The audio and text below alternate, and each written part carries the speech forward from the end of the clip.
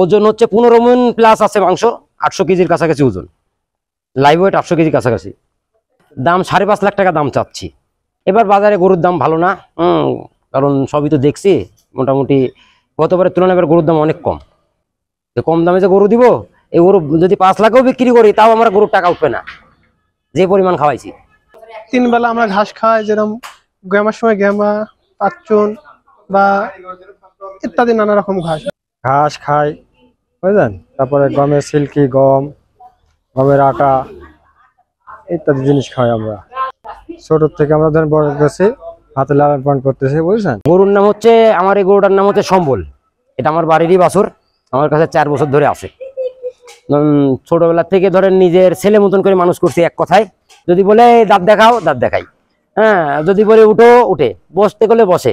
আমার মাও যেরকম ভাবে দেখে, আমিও সেরকম ভাবে দেখে। আমরা ছোট থেকে গরুটাকে পালছি, গরুকে যা বলি গরু তা শুনে, এবং গরুর সাথে খেলা করলে খেলা করে। গরু দাঁত দেখাত করলে সে দাঁতও দেখায়, মানে নিজে হাতে লালন পালন, গা হাতটা ধোয়ানি, গরু ঘাস খাওয়ানো, চুমা সবকিছুই সে দেয়।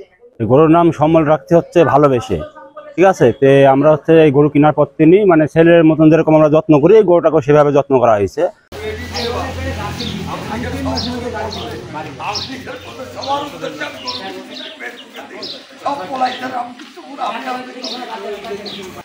রামকৃষ্ণপুরে তো ধরেন আমি এই পাহাড়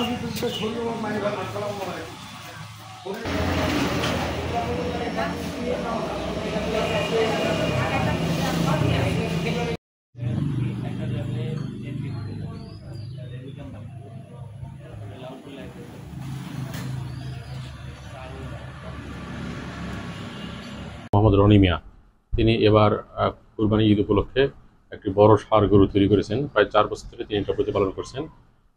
প্রায় ওজন প্রায় 20 মণের বেশি। এটা লালপুরের মধ্যে সবচেয়ে বড় গরু বা বড় ষাঁড় আমরা মনে করছি এটা কুরবানির জন্য তৈরি করা হয়েছে।